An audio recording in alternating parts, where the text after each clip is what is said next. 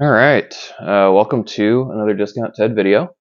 Today we're going to flush the brake fluid on my E82 BMW 135i. So we're getting ready for our first track day of the year, and it's time to do a brake flush. So let's start by getting to the brake fluid itself, and that's right underneath this cover here. So you can see driver's seat. Right in front of it is where you're going to find that. So right here, I've just got like a little rubber kind of, I don't know, doohickey that holds this guy in. And there's a second one in here. So good. Just kind of pulled out of the way. And then this whole cover should come out.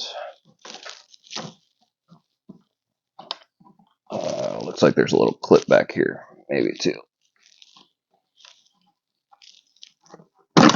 Yeah, there we go. Probably would have been easier with two hands, but we got it figured out. So set that aside, and here we can see our brake fluid reservoir. So pop this guy open, and if you're just going to check your brake fluid, you could do that. You can see this has a sensor on it for your brake fluid level. I'm going to leave all that connected, and here I'm going to start on getting ready to flush. So I'm going to go over to the opposite corner, the passenger rear corner, and get my fluid reservoir ready for it to start draining. Okay, so here at our passenger rear, we're going to start by getting ready to bleed. And the first thing is finding your bleeder screw, which is right here at the top of the back of the caliper. So I know where that's at now.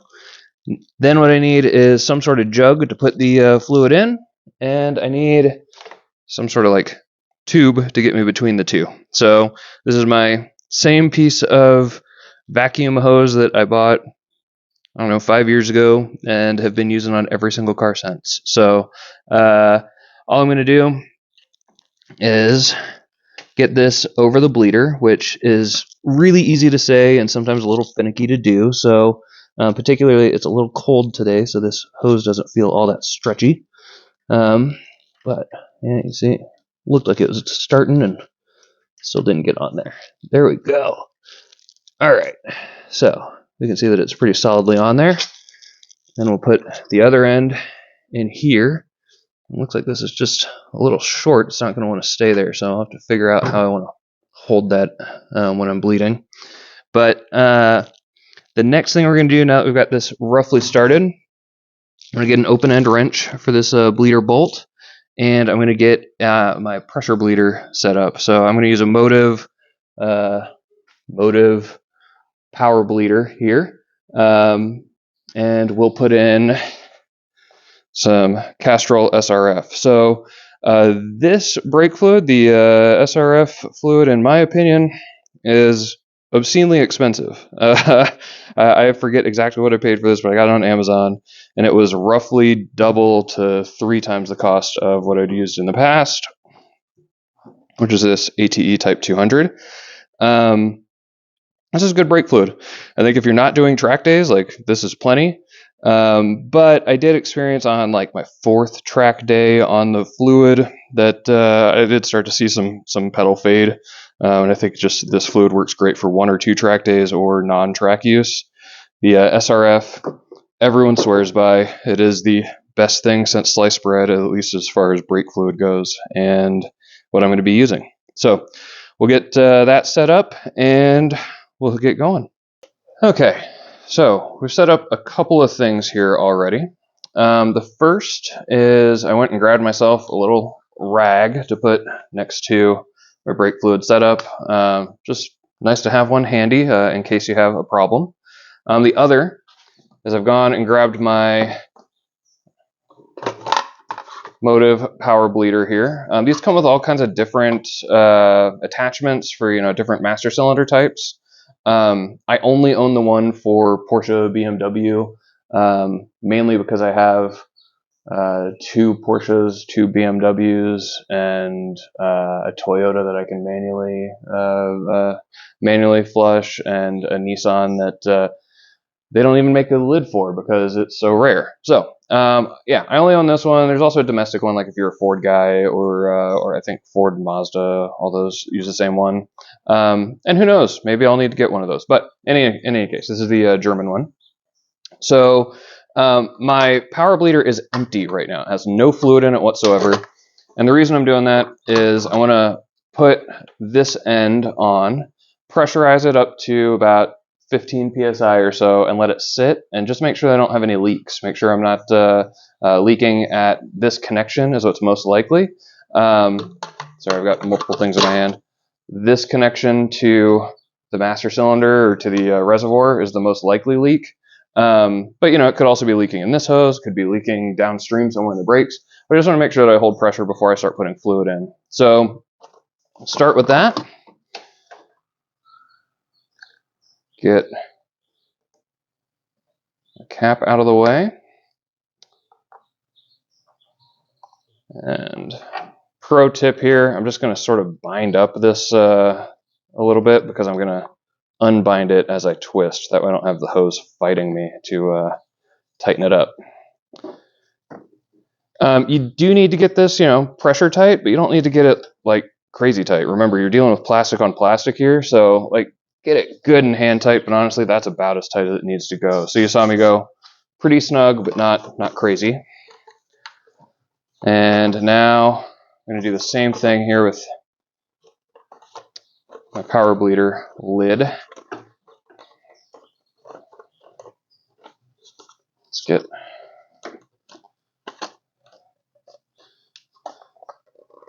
that on. Great. And then now let's pump it up. So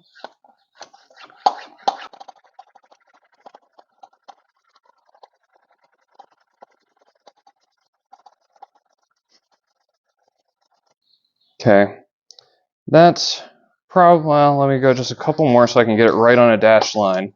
The pressure that you actually get to for this test doesn't really matter. What matters is that you get it somewhere between 10 and 15. Here I can see, hopefully the camera focuses on that as well, but I've got it at essentially like 12. And now what I'm going to do is just set this aside. I'm going to give it like a minute, and hopefully we see no pressure drop. And if that's the case, then we know all our connections are good, and we will release the pressure, put some fluid in it, and start bleeding.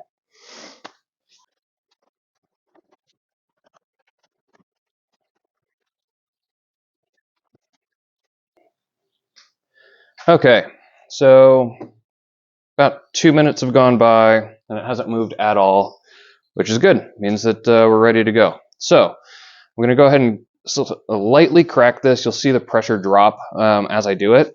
So you just want to move slowly, not like try and blast all the pressure out all at once. Hopefully that comes through on the mic, that you can hear that little hiss of the pressure. There you go. So let's get this out. Now I'm going to go ahead and pour 1 whole bottle of that SRF fluid in here, and we'll get flushing.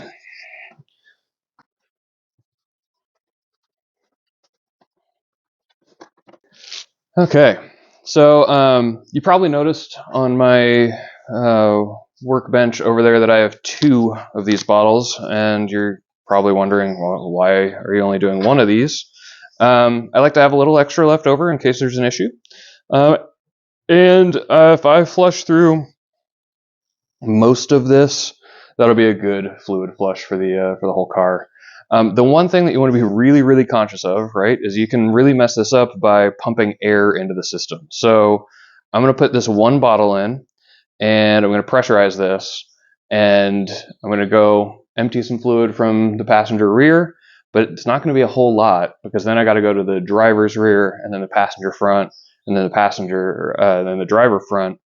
And I don't want to run out of this fluid where I start pumping air in, because then I got to start all over again and flush and bleed everything. So get a brand new bottle open.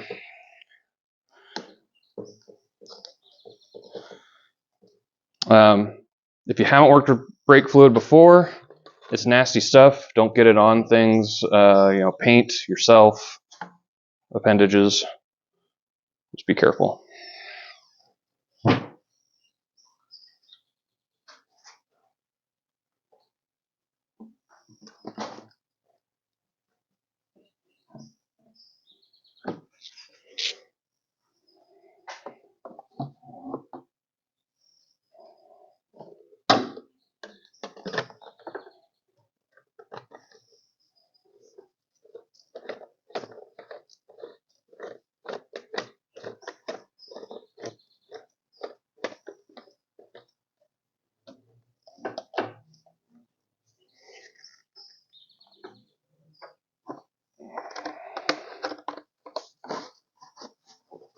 Okay.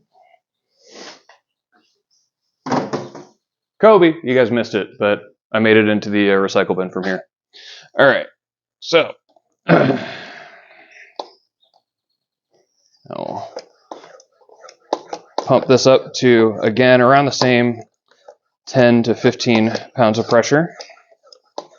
And it might be coming through on the camera, but you'll start to see fluid pushing through this hose.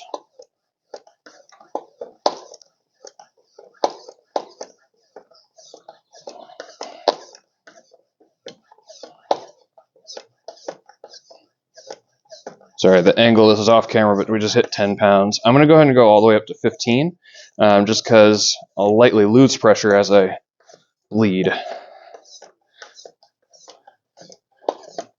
Or sorry, I'm saying 15 pounds of pressure. That's 14.7 pounds of pressure is 1 bar. So, where I was previously was 0.9 bar or so if you don't use imperial units. There we go. About 15 pounds or 1 bar. We can see how much fluid is in our container. Again, hopefully that comes through on the camera, but you can see the fluid sloshing in there. And we just want to have this sit somewhere where it'll be nearby and sitting upright and not messing with anything. And that's pretty perfect. So, another thing I'm going to do here while I'm here, I'm just going to put this down there. And now we'll move over to the passenger rear corner. So, particularly when it's the first time cracking one of these for the day, or since it's been a while, I recommend just remember righty-tighty, lefty-loosey. So, in this case, to loosen it, I need to go this way, or I guess, what is that, counterclockwise. So, I've got my 11 on there solid. I've got my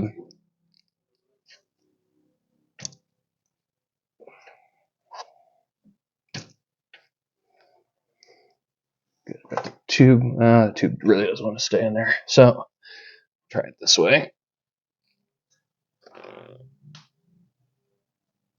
Oh my god, I even told you guys, remember righty-tighty, lefty-loosey. It's backwards because the thing's behind me. Oh my lord, See, this is why you watch these videos, so you learn from my mistakes. I just tightened the crap out of this thing. There we go. Now, there we can see fluid pushing out.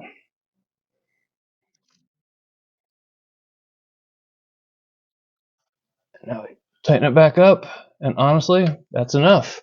We've pushed most of that, quarter of a liter or so out in just that amount of time. So now I'm going to move along to the next corner.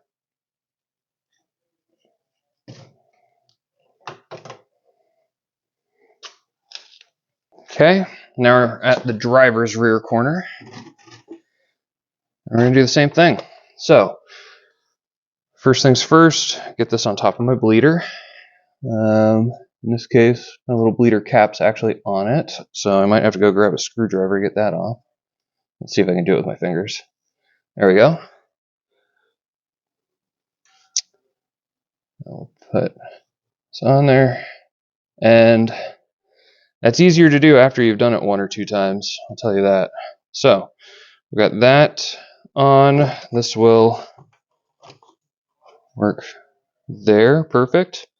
Now before I start, I'm going to go look at the look back at my back at the fluid reservoir and make sure that all my connections are still good. I still have plenty of fluid, all that stuff. So let's go do that. So first thing, still plenty of fluid in there. That's good. Look at our pressure. We're still around 15 pounds. You can see how little pressure bleeds out at a time. But everything still looks solid. So now let's go ahead and flush some more. So get this set up somewhere you can see what I'm doing. Perfect. And let's see, righty tighty, lefty loosey. If I'm back there, that's gonna, golly, this way is gonna loosen it, right? I don't know. I think so. Okay, there we're on. And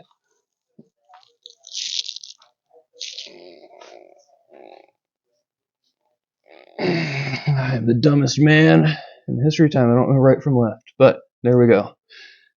I'll let this drain for a bit. So this one I'm going to let go a little longer than I did the other because looking at the amount of fluid left in there, the amount of pressure, I didn't drain a whole lot out of that.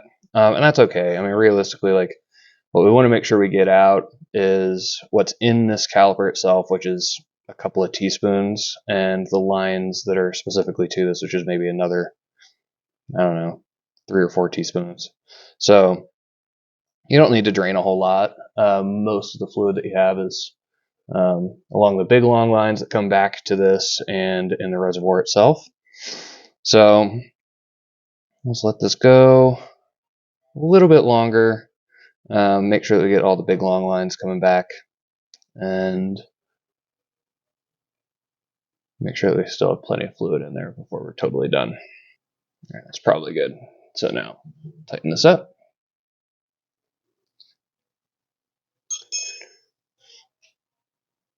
And finagle this guy off while it's still got the other side in the jug. Let it drain. And I'll go ahead and put the bleeder cap back on. And you know what? I'm going to go back to the other side and put the bleeder cap on. I promise. In fact, I'm going to do it right now. All right.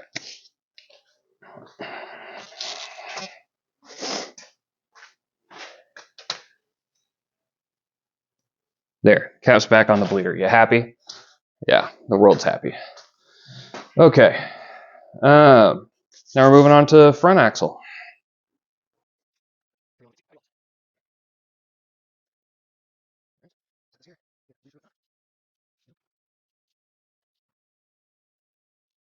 Yeah, that's barely long enough to get there, huh? So I'm definitely gonna have to hold it as I bleed.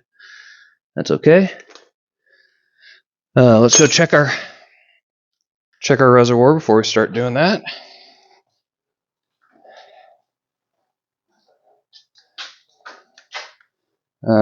Plenty of fluid in there.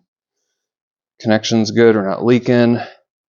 We're finally below like 15 perceptively, so 14, 13 psi there.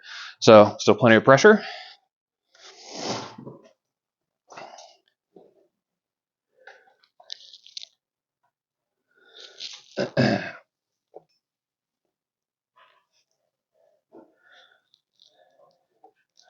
Hold that in there. And let's see. Did I learn from last time? I didn't. I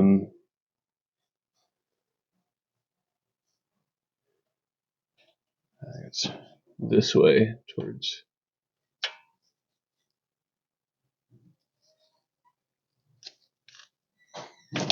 Well, I was right, but the wrench slipped. There we go.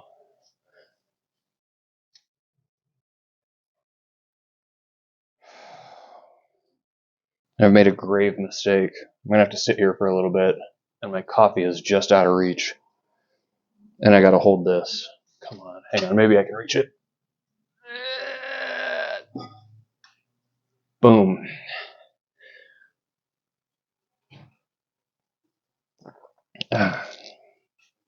Don't underestimate the benefit of being born with long arms. One thing I should cover when it comes to flushing brake fluid, you can see like I've got a whole bunch of air bubbles here or whatever. Normally that'd be a really bad thing, but it's because my hose is not totally airtight here.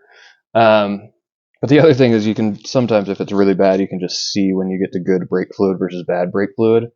For track cars, you kind of just have to estimate because your brake fluid never looks that bad. By the time it looks bad, it's real bad. You definitely shouldn't have been on the track with it. So I think we're good here.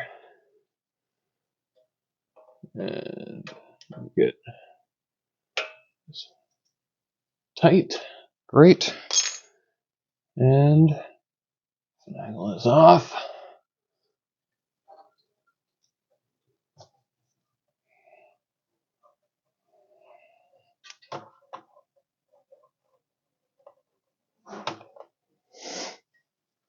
Bleeder cap on, and we're down to the last corner. Okay, we're into the home stretch, last corner. Here you can see, well, we're dropped down to say 12 psi. I'm going to go and pump up some more, and I'm going to let this one go for a bit because I've got quite a bit of fluid left. So,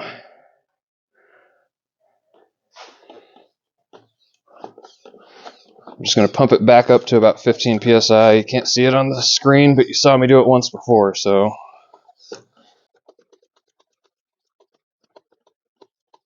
Okay.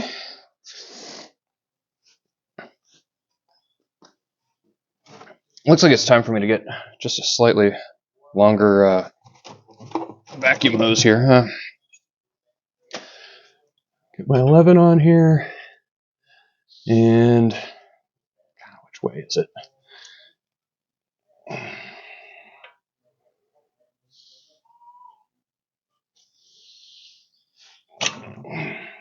It's that way. God, don't like the wrench slipping off like that. Oh well. So I've got a separate video about how you tech a car, get it ready for your track day. The basic things you should look for. I will say that this is a good time to also just be looking for that. So while I'm in here looking, I'm just kind of peeking around, seeing like, is there anything out here that looks out of place? Do I have any like rubber that looks like it's really bad? Is there anything that looks like it's got a bend in it? Is there anything wet that shouldn't be? Down my shock, for example, am I seeing fluid? It's just be aware of what's going on around and see if there's anything that seems out of place. Normally, a zip tie would feel out of place, but that's for this brake pad sensor that is not connected. And someday I'll get less lazy and wire those out. So I guess there's a way you can cut them, splice them, what have you, to where they look like they're fine all the time, which would be nice just to have one less warning light on my Christmas tree. So part of the reason why I'm letting this one go as long as I am, I want to use as much fluid out of the new bottle as possible. It'll fill up the reservoir, all that.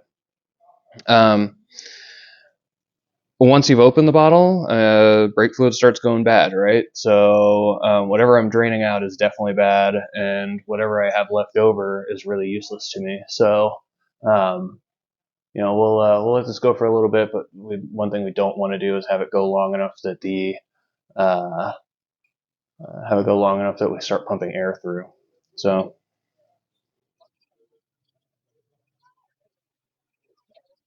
All right, I think that's good. So, don't know if you can see that on camera. What I did is I just kind of looped both of them in there so it all drains back into the jug. And then now, let's bring you up. So now what we need to do is just slightly loosen this to, again, drop off the rest of our pressure. So,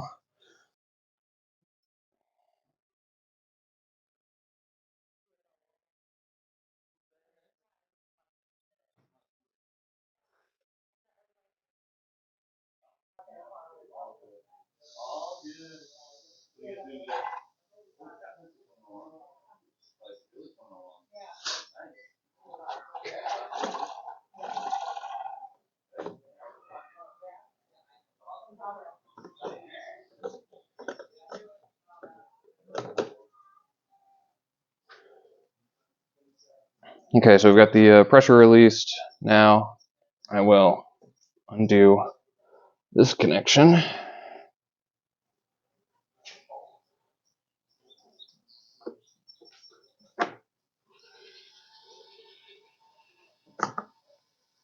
All right. So I'll set this kind of out of the way. But as you can see, we still have fluid in here. And I want to look in here and see how full this is. Well, it's plumb full actually. So what I'm going to do is just seal this up. I was going to try and take fluid from this and like top it off, but it already is topped off. So we're set. All I have to do now is dispose of this. So I'll use a funnel to pour it into my waste.